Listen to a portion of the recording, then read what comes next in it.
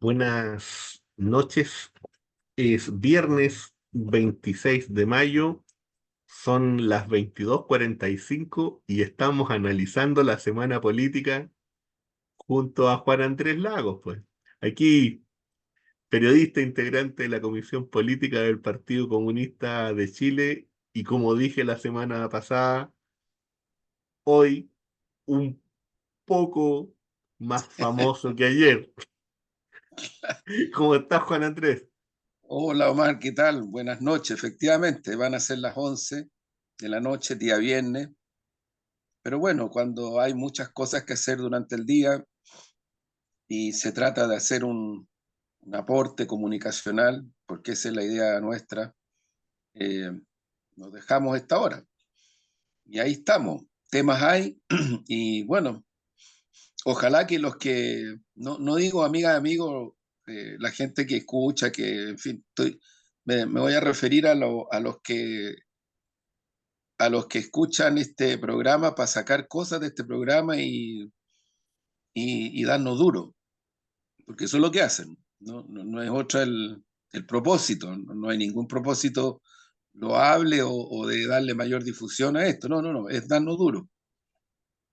Ojalá que fueran fidedignos nomás, porque manipulan mucho. Me refiero a los medios hegemónicos que toman algunas cosas que acá decimos y que en buena medida las tergiversan, las descontextualizan, pero en fin, así están las cosas. Ahí estamos, Omar. Sí, mira, agradecer a quienes, bueno, ven y siguen este programa, a quienes comentan, son necesarios los comentarios, nunca está de más el colocar el like, porque con eso ayudan principalmente a la difusión y a que otras personas puedan venir, ¿no es cierto?, y abrirse a la posibilidad de ser parte de esta comunidad que en el fondo hemos ido generando. Es una comunidad de conversación, de intervenciones, donde la gente de repente por interno nos dice, oye, y si se refieren a tal o cuales temas, todo ese tipo de cosas, ¿no? Y lo hacemos a la manera de conversación, como conversábamos hace poquito, sin tanta imagen, no le damos mucho a otro tipo de cosas, sino que más bien, ¿no es cierto?, a la lógica argumentativa, a la dimensión dialéctica de la conversación, y eso, pues. Juan Andrés, mira, hay varias cosas esta semana. Por lo pronto, lo que está ocurriendo en Estados Unidos y en otros lugares, ¿no es cierto?, que son las protestas estudiantiles, por cierto, también de profesores y profesoras en Estados Unidos, ¿cierto?, en las universidades, y lo que ha generado situaciones de violencia que realmente en algunos casos son insólitas. Por una parte, fíjate que también esta semana Anthony Blinken visita China, ¿no es cierto?, y hace una advertencia. Y en esa advertencia dice, ¿no es cierto?, claramente de que ojalá China sea parte de la Federación Rusa, porque si no tiene que tenerse las consecuencias, ¿no es cierto?, de las sanciones económicas. Desde China, sin embargo, se dice, en Global Times, por ejemplo, de que alcanzaron 5 puntos de consenso y que en otros elementos, ¿no es cierto?, se mantienen ciertas diferencias elevadas en Taiwán, sobre el tema de Rusia, en definitiva, ¿no es cierto?, sobre el tema de los intereses como potencia. Fíjate que también en el Global Times se plantea la necesidad, ¿no es cierto?, de las relaciones entre China y Europa y cómo se están dando esas relaciones y cómo esas relaciones se han ido deteriorando a partir de la presión norteamericana y, por cierto, de ciertas tendencias al interior de Europa que buscan, ¿no es cierto?, este proceso de desenganche que en el fondo lo único que hace es dañar la propia economía europea. Eso es lo que plantea, ¿no es cierto?, la editorial, por cierto, de Global Times. Y como hemos dicho en otros momentos, pertenece nada menos y nada más que al Partido Comunista Chino. Por tanto, hay que ver esa visión desde ahí. En esta semana también, o en estos días, Irán visita Pakistán, ¿cierto? Y se produce ahí un acuerdo muy, muy interesante. Y en ese acuerdo se apunta, por cierto, a responsabilizar a Israel por las atrocidades cometidas en Gaza, lo que no es de menor importancia y lo que genera también, ¿no es cierto?, un vuelco en las propias relaciones internacionales en el Oriente Medio. Así es como se va moviendo el mundo, para no hablar de ciertas situaciones que también están en América Latina, ¿no es cierto?, en el propio conflicto entre la OTAN y la Federación Rusa en Ucrania, donde la Federación Rusa continúa avanzando lentamente, quebrando poco a poco las resistencias militares, en donde desde el punto de vista de Ucrania lo que se está intentando, ¿no es cierto?, es buscar nuevo material humano para insertarlo en el proceso de la guerra, y ese material humano lo quieren obtener de los ciudadanos ucranianos que están en algunos otros lugares de Europa. Se está presionando con los consulados, con las embajadas. Es una situación bastante grave. Juan Andrés, te dejo ahí abierta la palabra porque me imagino que tú también tendrás algunas otras cosas que agregar a esto. Algunos antes, sí, Omar, agregar. Mira, yo creo que las manifestaciones en Estados Unidos, en muchas universidades, no en una, ni en dos, ni en tres, en muchas, yo me atrevería a decir en la mayoría de las universidades norteamericanas. Efectivamente, como tú señalas, están participando decenas de miles, decenas, centenares de miles de estudiantes y también académicas y académicos, trabajadores de la educación. Hemos visto unos videos brutales, entre comillas, la democracia norteamericana, que tanto a algunos les gusta mirarse al espejo en ella, en mi país. ¿Cómo reprimen? ¿Cómo reprimen? Hay videos brutales a estudiantes, a mujeres, a jóvenes, a académicas de tercera edad. Los, los reprimen brutalmente, brutalmente. Eso es represión, eso es violación a los derechos humanos. Y digo esto porque, fíjate que hace poquito nomás, día atrás, eh, Estados Unidos em- eh, dio a conocer un informe autorreferido sobre los derechos humanos en distintos otros países, pero no dicen nada respecto de esto, ni tampoco dicen otras cosas respecto de violaciones a los derechos humanos flagrantes en Estados Unidos, brutales, brutales, ¿no? Bueno, estas expresiones estudiantiles universitarias en Estados Unidos también se están produciendo en Europa, también se están produciendo en otros países, pero yo creo que lo significativo de Estados Unidos es que en ese país hay una fuerte incidencia doctrinaria, política, económico-financiera del sionismo, muy fuerte, muy fuerte.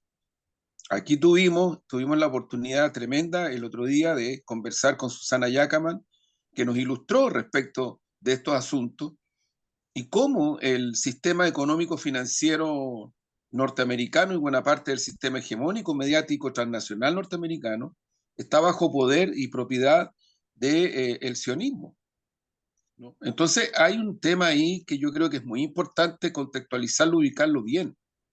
Estas protestas no son, como dicen algunos medios hegemónicos en Chile, no son enfrentamientos entre personas pro-palestinas y personas pro-israelíes. Eso no es verdad. Amiga y amigo, no es cierto. Lo que está ocurriendo en Estados Unidos son expresiones de protesta que van creciendo por la masacre y por el plan de exterminio sobre el pueblo palestino que Estados Unidos no solamente avala, sino que promueve. No solamente avala, promueve. Cuando en la última reunión de Naciones Unidas del Consejo, Estados Unidos se opone a la incorporación del Estado palestino a Naciones Unidas, el efecto concreto que eso tiene es que Palestina pasa a ser un territorio, una comunidad de personas, pero que no queda bajo el resguardo de lo que significa ser parte sustantiva de Naciones Unidas. Y eso el gobierno de Biden, que es del Partido Demócrata, ojo, otro espejo aquí, que algunas élites de nuestro país les gusta mirarse mucho en ese Partido Demócrata. Ese, el mismo que está ejerciendo el plan de exterminio en Palestina, en Gaza, ¿no? Yo diría que es muy importante, Omar, algunos lo han comparado con las protestas que llegaron a haber en Estados Unidos por su masividad con la guerra de Vietnam. Eh, Puede ser, pero que hay algo que está pasando en Estados Unidos fuertemente y que está en el contexto, lo hemos dicho otras veces también, en el contexto de las elecciones presidenciales norteamericanas, esto es lo que está cursando. Y hay un dato ahí también importante considerar. En Estados Unidos, junto con remarcar esto de las protestas universitarias de estudiantes, trabajadores académicas y académicos reprimidos violentamente, porque hay imágenes. Yo aquí no estoy inventando, es cuestión de ver las imágenes nomás. Entonces, claro, cuando aquí se habla de terroristas y un montón de cosas más, bueno, uno ve la directora del Instituto de Filosofía de una universidad prestigiosa norteamericana, esposada, ¿no? Esposada y llevada detenida, una mujer de tercera edad, una profesora de economía de otra universidad, esposada, golpeada, lanzada al suelo, la azotan, y entre dos policías, junto con golpearla, le ponen la esposa. Otro video, un estudiante al cual le están aplicando electricidad.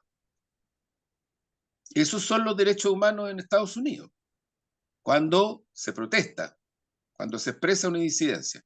Así opera la represión del Estado norteamericano sobre sus ciudadanos y ciudadanos. Pero también tenemos que decir algo, Omar, y lo hemos comenzado acá. Por cierto, que los medios hegemónicos de esto no hablan, no informan, no omiten. Hace mucho rato que vienen, que se están produciendo manifestaciones callejeras en Estados Unidos de magnitudes grandes, protestas callejeras en Nueva York, en Texas, en Los Ángeles y en muchas otras ciudades. Y esas protestas son protestas populares, son protestas en donde se han expresado significativamente distintos sectores de la sociedad norteamericana. Yo creo que esto es bien importante porque esto se suma, interactúa con las protestas que se producen en distintas zonas del mundo y al final de cuentas, lo único que queda como una esperanza real de atarle las garras criminales al imperialismo yanqui, a la OTAN y a Israel, son los pueblos en las calles, ejerciendo presión, boicot, como lo hemos dicho otras veces, la actitud de sindicatos de trabajadores belgas que tomaron la decisión de no subir a los barcos armamento de guerra que iba a Israel. Es un buen ejemplo concreto, sindicatos, porque hay que hacer y ejercer el boicot, porque no hay otra forma. La empresa Puma, que es una empresa no menor, Puma, le quita el patrocinio a la selección de fútbol de Israel, por lo mismo. O sea, se están empezando a producir una serie de situaciones que es importante considerarlas. Y ojalá, y por qué dije al comienzo lo que dije, porque probablemente, no digo que vaya a ser así, pero puede ser que a lo mejor alguno de los hegemones que siguen nuestro programa tomen esto y lo tergiversen o lo traten de descontextualizar, en fin. Pero lo que quiero decir es que ante este genocidio brutal, criminal, que Naciones Unidas no ha podido detener, medidas como la que toma Puma, medidas como la que toman los sindicatos de trabajadores de Bélgica, como la que tomaron activistas por la paz en Grecia, donde boicotean y bloquean un cargamento también de armas hacia Israel. Son cuestiones concretas, como las manifestaciones en Estados Unidos, reprimidas duramente, como las manifestaciones en Europa. Son cuestiones muy importantes. Bueno, Yo creo que la esperanza está en los pueblos en la calle, en los pueblos exigiendo fin al genocidio. Yo creo que las redes sociales están tremendamente impactadas, digo redes sociales por decir millones y millones y millones de seres humanos que vemos los videos, que muchos de esos videos los graban eh, personas que viven el drama del genocidio en Palestina. Ellos son, y los graban y los suben. Y hay algunas cadenas que, lo conversamos la otra vez, esto fue un tema en la reunión de comunicaciones internacional que hubo hace poco en La Habana, y algunos portales y algunas cadenas logran subir esta información, pero en verdad son personas, por ejemplo, un médico que muestra el cuerpo, el cuerpecito de una guagua recién nacida, muerta, porque no pudieron salvarla. Y él explica. O la imagen de una pequeña, de un pequeño niño que no quiere abandonar, no quiere abandonar el lugar que fue bombardeado, y es el único sobreviviente con la esperanza de que cuando empiecen a escarbar y saquen algún cuerpo, esos cuerpos de su familia, estamos hablando de su padre, su madre, sus hermanitos, hermanita, en fin, estén vivos. Esos son los videos que están conmocionando a la humanidad. La humanidad se está conmocionando por el crimen, no por la guerra en sí. Se está conmocionando por el crimen. Y yo, de verdad que me impacta que en nuestro país los grandes medios hegemónicos sigan hablando de la guerra entre Hamas e Israel y reducen el campo de información al exterminio casi como que no existiera. Y por otro lado, las redes describen, informan, transmiten todo esto que estoy describiendo, pero que no alcanzo a ni siquiera transmitir ni un segundo, porque es mucho, mucho, mucho, es mucho, es mucho. Los pueblos del mundo están conmocionados, esa es la verdad. Y creo Sí, que la única esperanza que se da, perdona Omar, sí, va en esta dirección. Y yo te agrego otro dato a propósito de lo que tú decías de los movimientos que se están produciendo en el Oriente Medio y en el Cuerno de África. Aquí acaba de producirse una situación bien importante, que no es menor, y voy a tratar de explicarla bien, porque es muy importante. Los militares norteamericanos que estaban en Níger fueron, se les exigió que abandonaran Níger. A los días siguientes llegaron los primeros militares rusos a ese país. ¿Qué es lo que está pasando en África? Bueno, el imperialismo yanqui y sus ecos de referencia van a hablar de que África, los dictadores africanos, ¿no es cierto?, están estableciendo sociedades estratégicas con el dictador ruso. Esto ya es recurrente, lo vienen haciendo hace mucho tiempo. Eh, pero lo que está ocurriendo es que los países africanos, que son parte, la mayoría, de lo que se denomina la Comunidad de Naciones Africanas, está haciendo no un giro, sino que está profundizando una política de integración y de relaciones internacionales que están colocando los términos de referencia principalmente en países como Rusia, la India, eh, Brasil, eh, China. Y el neocolonialismo, básicamente Estados Unidos y la OTAN, están quedando marginados de este proceso. Es súper importante porque ahí hay temas que tienen que ver, obviamente, con presencia militar, tienen que ver con la solidaridad activa con el pueblo palestino, tienen que ver con temas como los recursos, el petróleo, el gas, y tienen que ver también con el estado de situación que vive el mundo a propósito de esta crisis económico-financiera del capitalismo especulativo que Marx definió tan bien y describió tan bien y proyectó tan bien y que estamos precisamente en medio de esa situación. sí. Mira, Juan Andrés, frente a eso yo quisiera agregar lo siguiente, de que en este contexto, ¿no es cierto?, se generan en el fondo miradas, ¿no es cierto?, entre los buenos y los malos, y principalmente los buenos, ¿no es cierto?, son los demócratas, los malos son los autócratas. Por tanto, aquí hay ejes del mal y ejes del bien, Dentro de los ejes del mal lo hemos dicho muchas veces, está Nicaragua, está Cuba, está Venezuela, está la Federación Rusa, está Irán. En el fondo, ¿no es cierto?, está todo un bloque de un mundo, donde se pueden incluir incluso también a los BRICS, a pesar de que los BRICS son una alianza económica y no una alianza militar, porque ese elemento también hay que decirlo, es muy importante, no es de menor importancia. Los BRICS no son la OTAN, es una alianza económica, es distinto. Pero sin embargo, el elemento central está, ¿no es cierto?, en la construcción supuesta y en la defensa supuesta de los valores de la democracia. Y sin embargo, bajo la defensa supuesta de esos valores de la democracia, se persigue a quienes quieren defender, ¿no es cierto?, a un pueblo que está siendo castigado de la peor manera, que es con la limpieza étnica. A un pueblo, ¿no es cierto?, que además se dice, ¿no es cierto?, que el gran ejemplo de la democracia en el Medio Oriente es el Estado de Israel, que no es otra cosa que una teocracia. Por cierto, por cierto, ya que se dice, Claro, ¿no es cierto?, que hay otros gobiernos en el Medio Oriente que por seguir el Corán, ¿no es cierto?, son teocracias también. Bueno, aquí hay uno que ocupa ejemplos, ¿no es cierto?, y se ampara en la Biblia, se ampara en sus libros sagrados.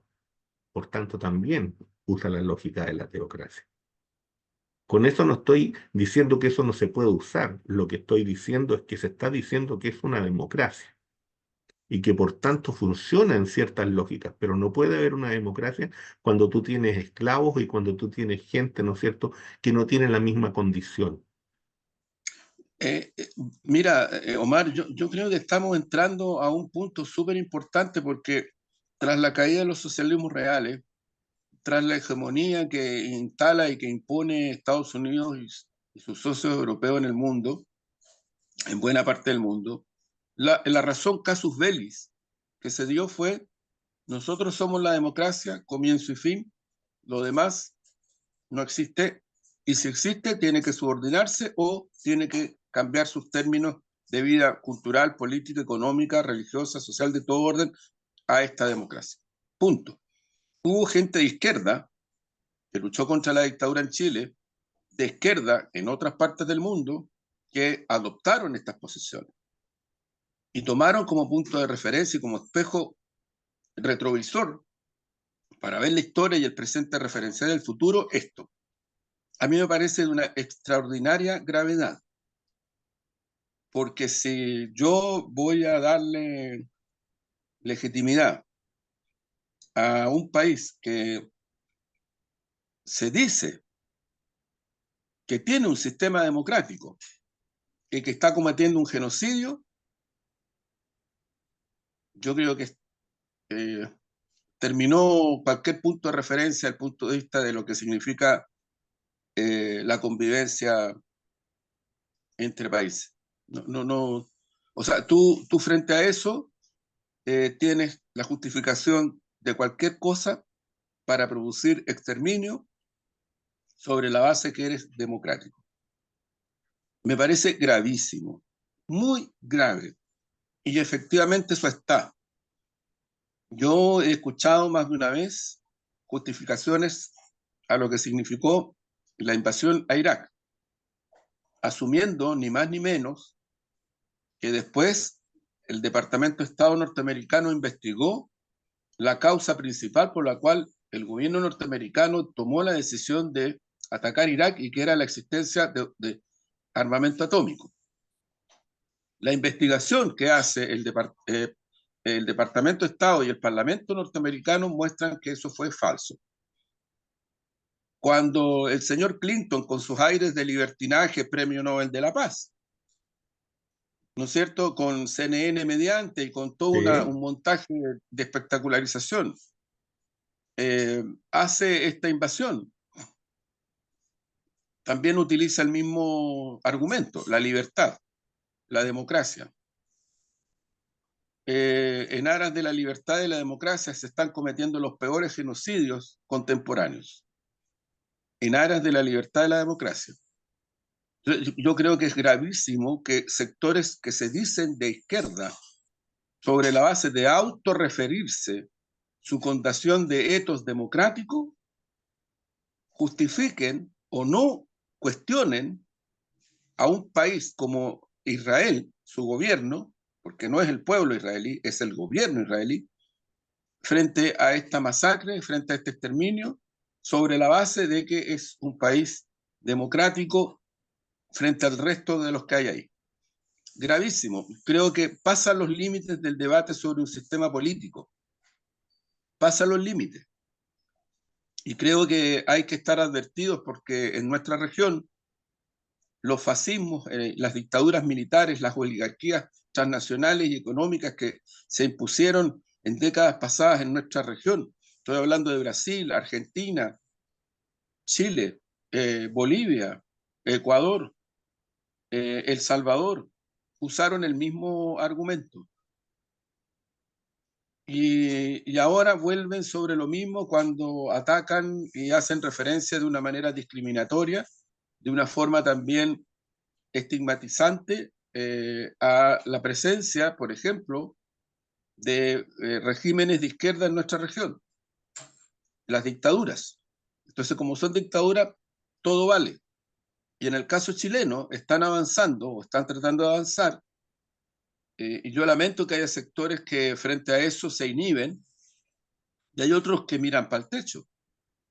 A propósito de las expresiones anticomunistas que han ido creciendo en nuestro país y que siempre son la antesala de acciones mucho más violentas que solamente la oralidad y que dejan las secuelas que dejan, es la historia real. Yo no estoy inventando absolutamente nada respecto de esto. Es la historia real. Entonces creo que es muy grave, yo insisto en este punto, Mar, es muy, muy, muy grave. Eh, yo diría que uno de los grandes, de las grandes conquistas del movimiento de países no alineados, de los cuales uno de sus grandes líderes fue Salvador Allende,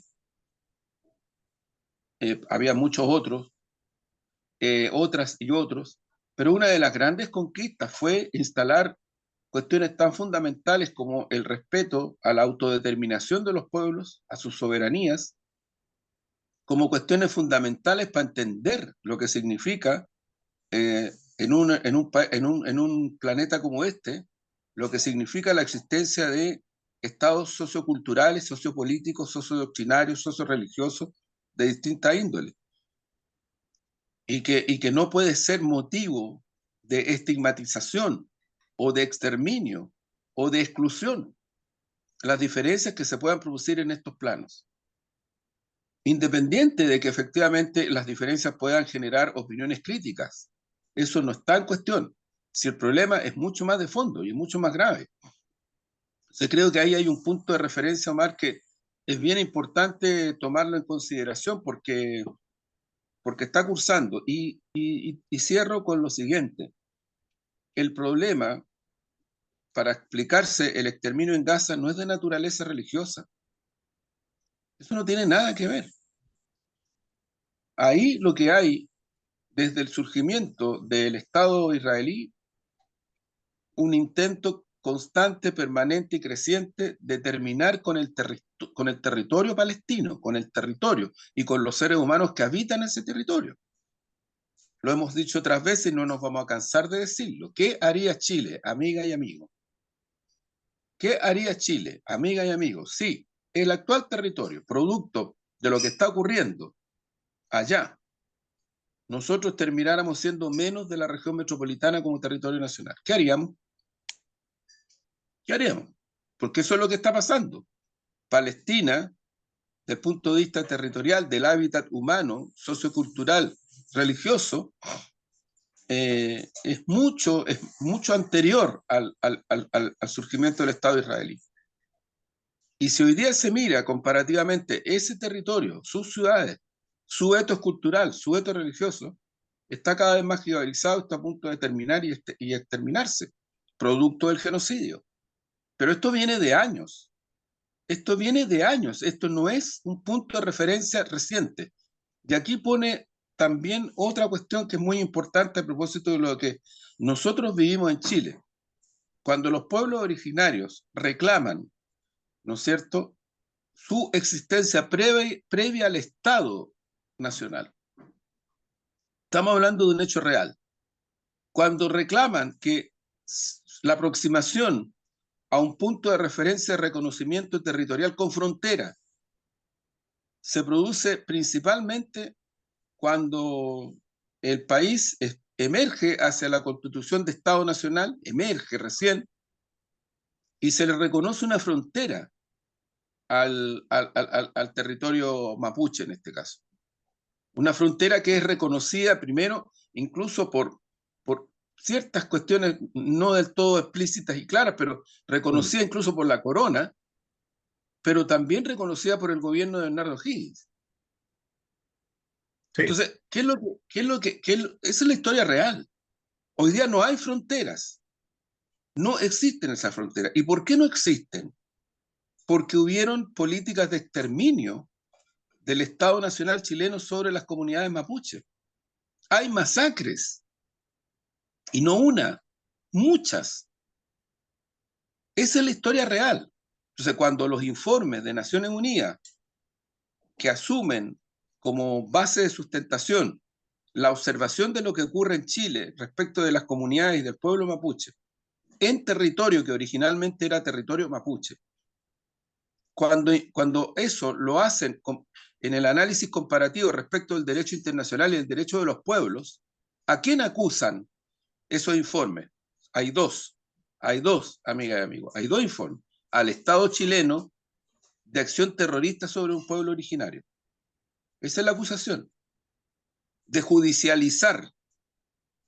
Pero aquí, en Chile, como lamentable y trágicamente, ¿no?, se ha hecho también este mismo ejercicio, ¿no? Esta pseudo idea de que la república es la república, es la república, pero no se dice que es la oligarquía, que son las dictaduras fascistas, que son los grupos económicos, ¿no? O sea, hay un intento de identificar los intereses nacionales con un grupo minoritario, ¿no?, que espolea las riquezas naturales, que espolea el trabajo humano, que espolea el medio ambiente. Esa élite oligárquica no se hace responsable absolutamente de nada de todo esto, de nada, absolutamente de nada, incluido los exterminios sistemáticos y permanentes a comunidades mapuche. Entonces, yo lo que creo, Omar, que en este sentido es súper peligroso y es un argumento tan antihumano y antidemocrático ubicar los términos de referencia a partir de ciertos aspectos de la vida sociopolítica de determinados pueblos para definir si tienen que existir, porque eso es lo que está pasando. O sea, cuando alguien dice que es un argumento válido sostener que Israel es una democracia versus el totalitarismo y el salvajismo reinante en esa región, me parece de un grado de inhumanidad salvaje, salvaje. No estoy en contra del concepto originario etimológico de lo que es el salvajismo, ojo, lo estoy usando desde el punto de vista de cómo la posmodernidad instaló el concepto de salvajismo para justificar cosas atroces eh, en contra de lo que no es tu igual, no es tu interés de clase.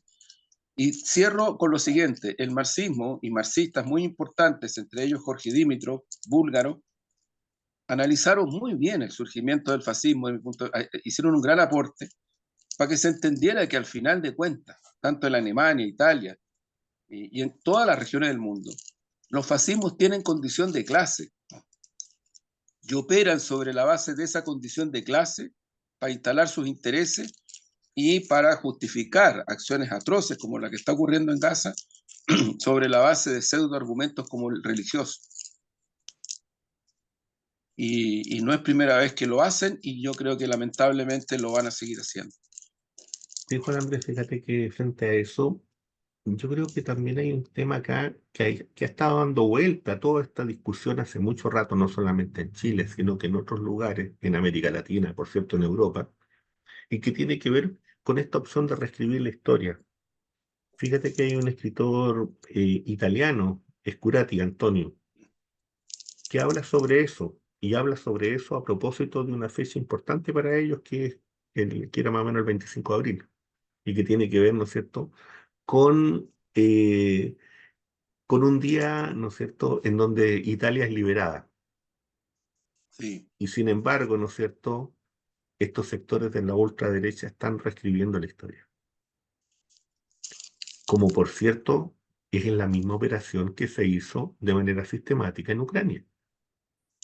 Es la misma situación, ¿no es cierto?, que se ha estado haciendo en otros lugares de Europa y en América Latina también.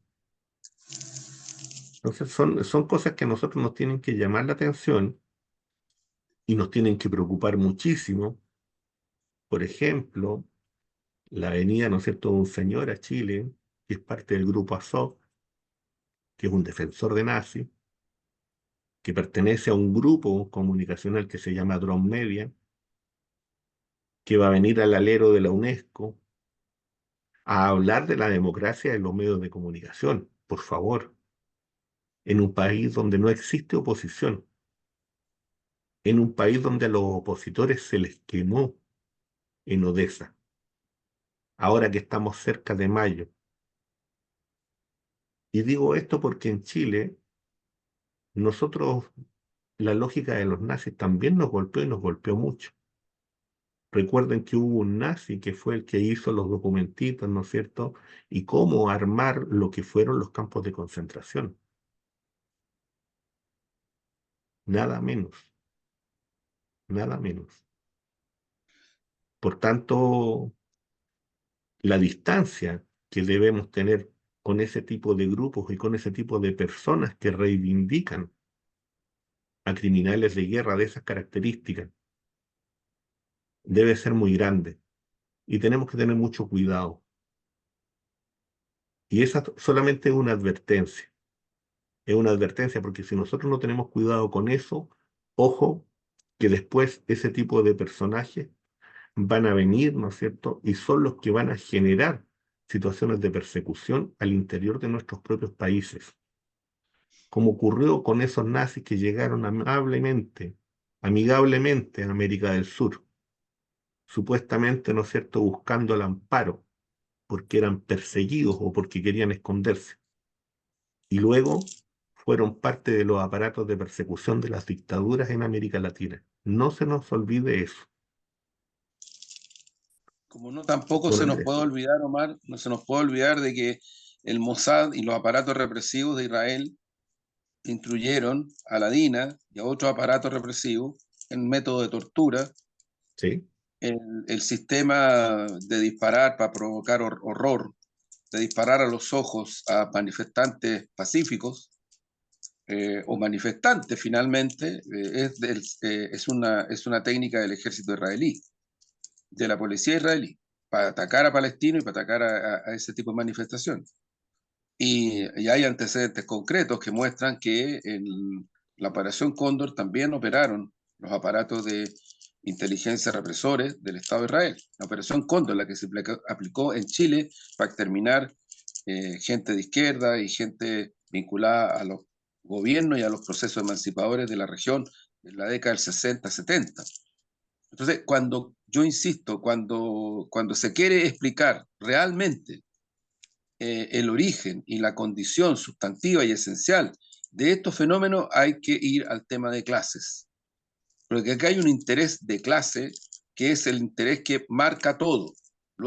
Después vienen una serie de justificaciones que tienen que ver con religión, que tienen que ver con otras cosas, pero lo que marca es la condición de clase.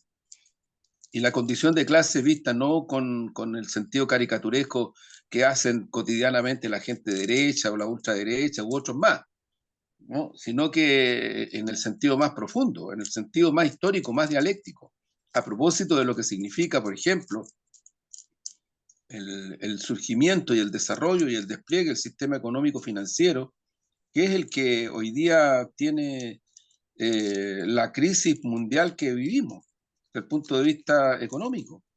Esto lo reconoce el Fondo Monetario Internacional en informes antes de la pandemia.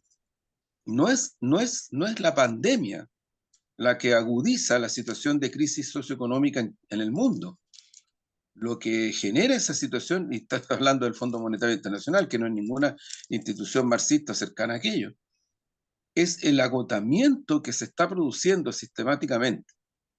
Y por eso es que las guerras, y por eso es que estos movimientos neocoloniales, y por eso es que están buscando lógicas como la que se ve en el gobierno argentino, como la que se ve en el gobierno de Ecuador, como se ve a propósito de la presencia sustantiva y permanente de la general a jefa del Comando Sur en nuestra región, ¿no? Que visita Chile, visita Argentina, en fin, y da mensajes concretos y directos. O sea, no, acá no viene Blinken todavía, acá viene ella, ¿no? Viene ella a Sí, decirnos que están muy preocupados los norteamericanos, el imperio norteamericano, por la presencia china, el litio, en fin, y muchas otras cosas más.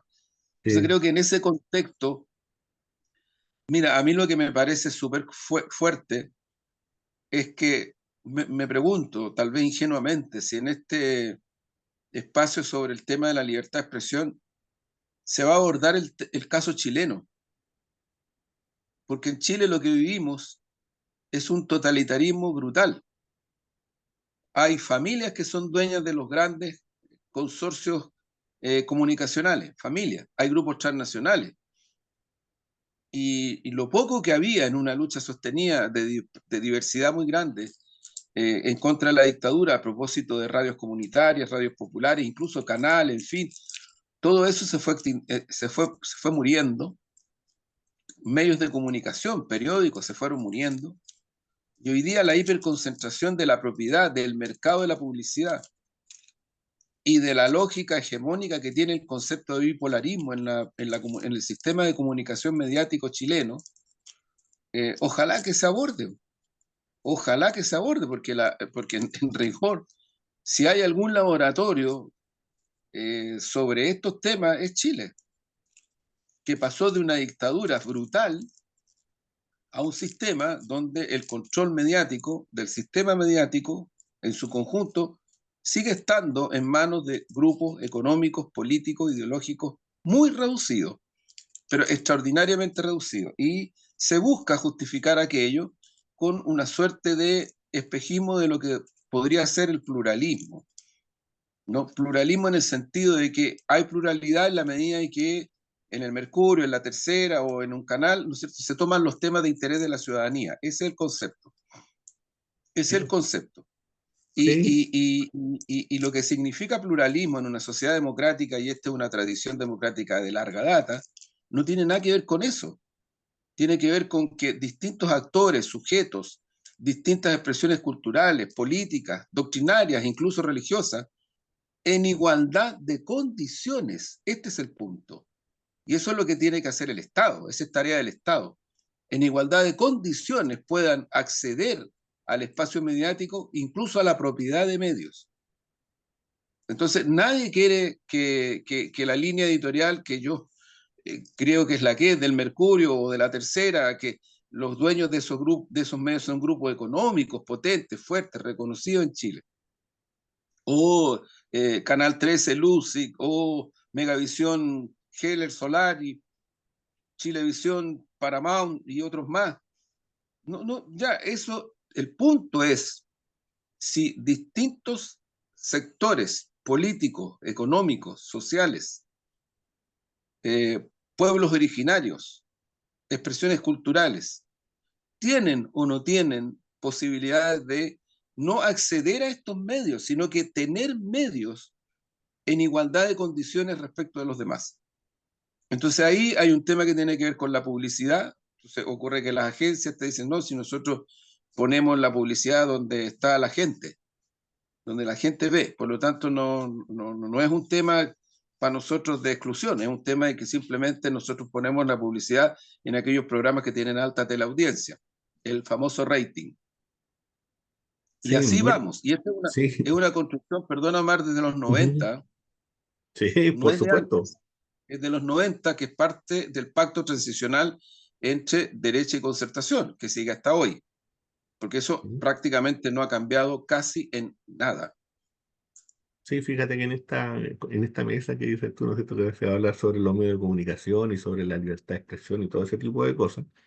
Yo lo único que le preguntaría, nomás si estuviera ahí, que no creo que vaya, pero al señor Yeldijev, supongo que así se pronuncia, de este Drop Media, le preguntaría, ¿no es cierto?, sobre qué piensa sobre Stefan Bandera.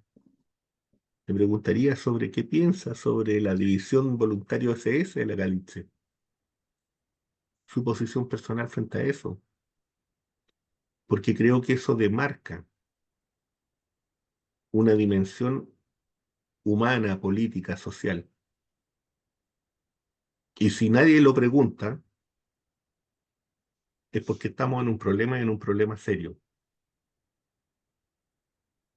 bastante serio, porque significa, ¿no es cierto?, que se está avalando a personas, a personajes, que en el fondo lo que practican es una reivindicación del nazismo y por tanto de las prácticas más deleznables del nazismo.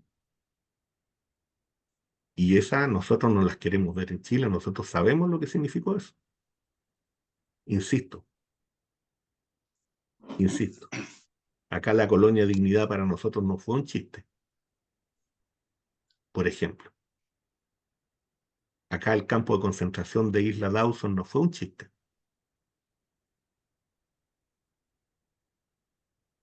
ni muchos otros lugares de esas características. No son historia, ni es una invención, ni es un mito. Por tanto, cuando se invita a personajes de esas características, hay que pensárselo muy bien, porque podemos haber algunos que vamos y preguntemos. Yo no creo que vaya, pero puede haber alguno que vaya y pregunte. Juan Andrés, estamos, bueno, analizando la semana política. Fíjate que en Chile se van dando situaciones que son bien particulares, ¿eh? Por cierto, eh, la diputada Carmen Ger se vio involucrada en un hecho bien particular, ¿cierto? Que a partir de una reunión en la Cámara de Diputados, la Comisión de Relaciones Exteriores, sale un mensaje, ¿cierto? En un medio, creo que se llama La Hora, en donde la acusan, ¿no es cierto?, de que ella estaba filtrando la reunión que se produjo con, en este caso, con la embajadora, ¿no es cierto?, norteamericana. Cuestión que fue desmentida por ella y que además, ¿no es cierto?, va por algunas vías judiciales hoy día, pero que habla, ¿no es cierto?, de este tipo de operaciones mediáticas en contra de dirigentes del Partido Comunista y que se suman a otras, por cierto. Está el hecho, ¿no es cierto?, de esta intervención de la ministra del Interior argentina, donde graciosamente viene y dice de que en su país van a tratar de ver cómo trasladan, ¿no es cierto?, al señor Apablaza, que tenía un estatus de refugiado, que le fue arrebatado, por cierto, en el gobierno de Macri, y que ahora quieren ver la posibilidad, ¿no es cierto?, de trasladarlo a Chile, acusado, ¿no es cierto?, supuestamente del asesinato del senador Jaime Guzmán, cuestión que tampoco está demostrada, pero que bueno, está dentro de la famosa campaña, ¿no es cierto?, de venir y relativizarlo todo y dar vuelta a todo. ¿Cómo ves tú esta situación, Juan Andrés? Y particularmente, ¿no es cierto?, la intervención de la ministra del Interior argentina en la ENADE, pues, a partir de eso, y donde lo hace también, ¿no?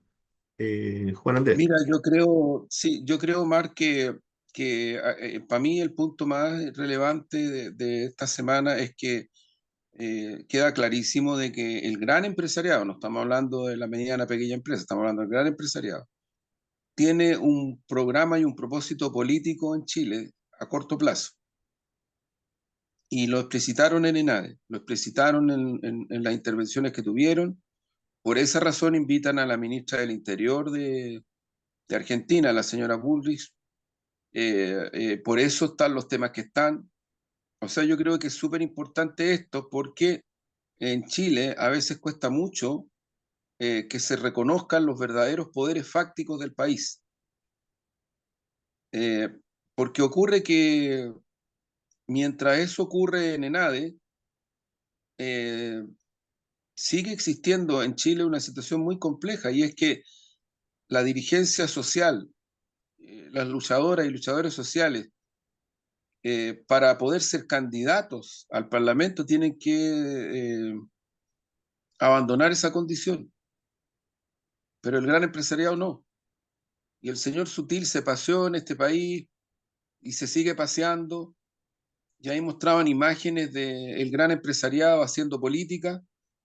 Y yo no tengo nada en contra de que hagan política, pero lo importante es que se devele que efectivamente ellos son el poder político que quiere llegar al gobierno, al parlamento y piden cambio al sistema electoral, al sistema político, plantean temas que tienen que ver con el crecimiento, con la seguridad, en fin, o sea, están instalados mucho más de lo que estaban en otros tiempos, mucho más.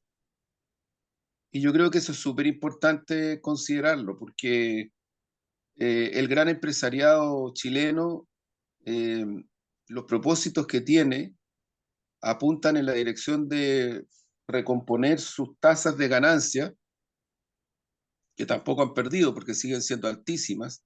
Recomponer, digo, en el sentido de un ciclo, porque ellos saben perfectamente que la situación del planeta es la que es y no pueden responsabilizar a un gobierno en particular. Ellos no son capaces de pronunciarse, por ejemplo, respecto de las consecuencias que tiene en el planeta y en nuestra región la política norteamericana, la política del Estado norteamericano. No, no llegan a ese punto. Y muchos de ellos todavía tienen la definición tautológica de que los intereses nacionales de Chile son sus propios intereses, por lo tanto, definen sus políticas en función de aquello. Creo que es súper importante lo que ha pasado en ENADE, porque la presencia de esta señora es expresión de eso. A ella no se le pidió que viniera a hablar de temas económicos. A ella se le pidió que viniera a hablar de cuestiones que ellos, ellas y ellos, empresarias y empresarios chilenos, les interesa que se instalen en Chile, como los temas de Hezbollah, como el tema de Apablaza, como el tema de la seguridad, en fin, varios otros más.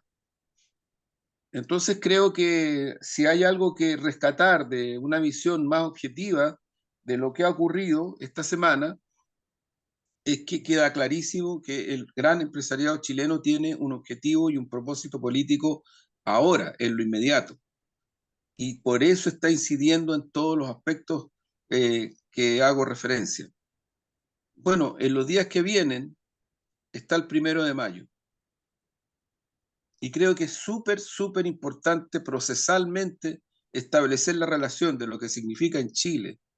Si uno mira su historia, si uno mira su presente, lo que significa en Chile el interés y el poder del gran empresariado económico, financiero, versus la emergencia histórica por momentos fuertemente golpeada, reprimida, azotada, deslegitimada, incluso por sectores que dicen ser progresistas y que desprecian incluso el protagonismo de la clase obrera, de las y los trabajadores del pueblo, ¿no?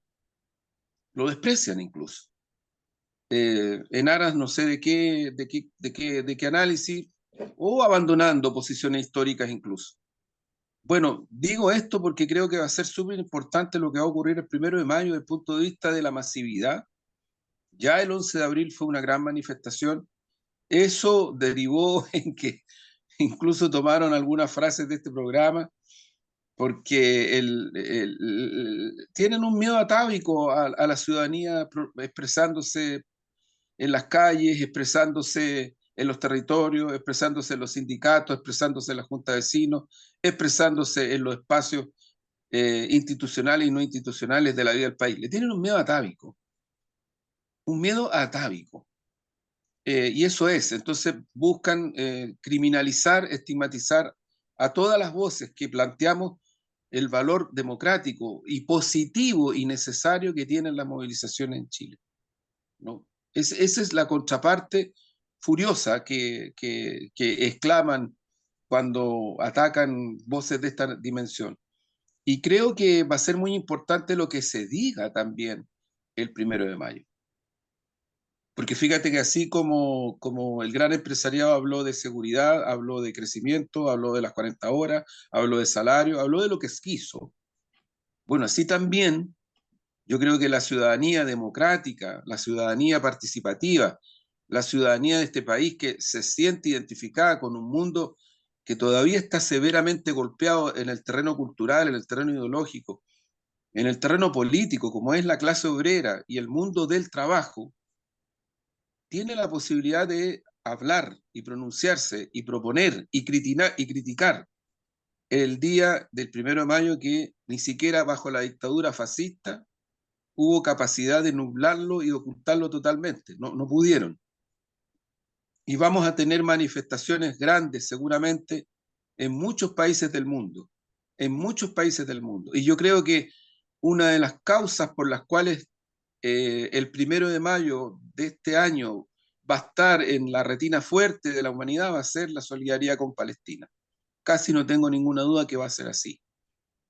Pero también yo creo de que en el caso de Chile, ¿no? El 1 de mayo va a implicar, por lo que uno puede observar, una acción muy propositiva de la Central Unitaria de Trabajadores, de los movimientos sociales, que fueron los que empujaron en su momento, el 2011, la lucha por gratuidad en la educación. Y qué valorable lo que están haciendo los estudiantes, trabajadores académicos, académicas y académicos en Argentina, defendiendo esa conquista histórica, ¿no? En estos días. Pero seguramente también en ese 1 de mayo, ¿no? Van a tomarse cuestiones muy importantes como las que hemos referido, las 40 horas, en los salarios, la precariedad laboral, las condiciones laborales de mujeres en particular. Hay varios estudios, entre ellos del Banco Mundial, que no es ninguna institución marxista, y lo tengo que decir porque a veces todo lo que uno dice, estos medios que no escuchan, ¿no? Lo tiran para donde les interesa tirarlo. Pero yo les digo, miren, vayan a ver los últimos informes del Banco Mundial, lo que están haciendo referencia a lo que está pasando en nuestra región a propósito de precariedad, a propósito de otras cuestiones que no se resuelven y sigue estando ahí como parte de una situación crítica desde el punto de vista socioeconómico para la mayoría de las ciudadanías de Chile y de nuestra región. Creo que va a ser súper importante el 1 de mayo también en esa dimensión, porque tengo entendido de que la evaluación generalizada, objetiva, realista de lo que significó el 11 de abril es muy positiva. Es muy positiva desde el punto de vista de la movilización callejera, de la movilización que hubo en distintas zonas del país.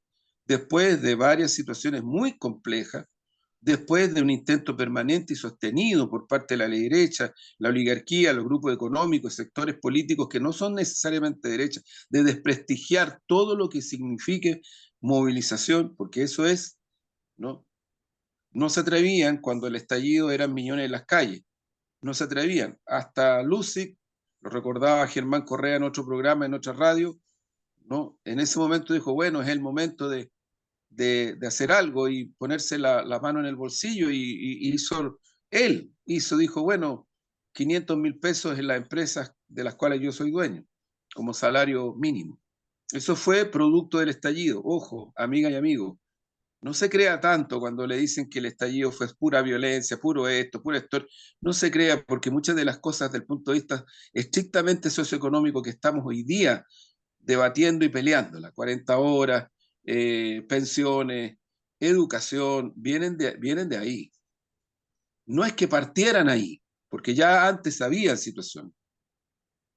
A comienzo del 2000, la revolución pingüina que hicieron niñas y niños, adolescentes de este país, fue lo que puso en el centro que la educación en Chile era un desastre,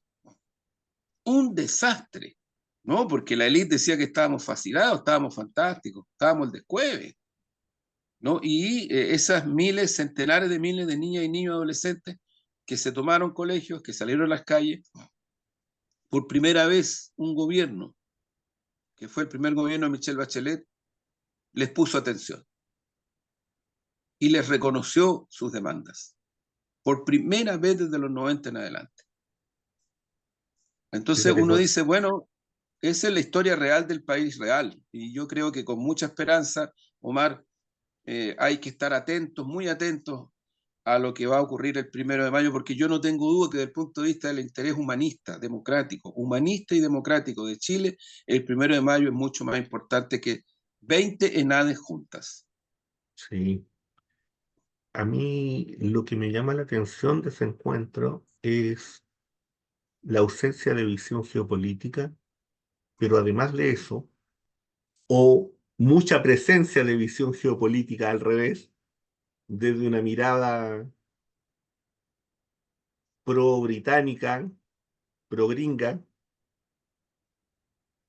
una de dos, porque fíjate que invitar a la ministra del Interior Argentina a Chile, cuando no han pasado 10 días o se cumplen 10 días del ejercicio militar en el Beagle, cuando el presidente Milei viene y dice, ¿no es cierto?, que eso nos avala el reclamo sobre la Antártida y el empresariado invita a la ministra del Interior Bullrich. No estoy diciendo que no pueda, estoy diciendo que no es el momento. Estoy diciendo que lo primero es la defensa de los intereses de Chile y no la defensa de los intereses políticos de un sector de la élite. Los intereses de Chile, el territorio chileno. Y con eso no están defendiendo los intereses de Chile.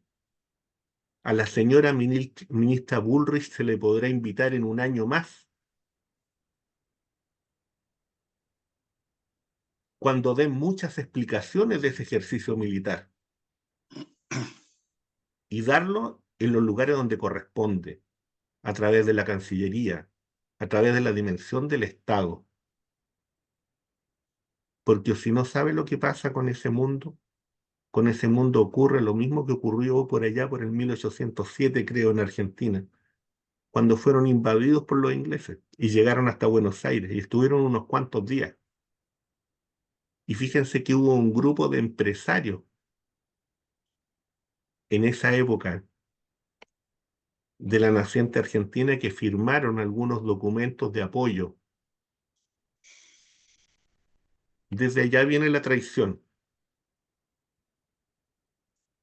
Hubo muchos que no, pero desde allá viene la traición. Cuidado,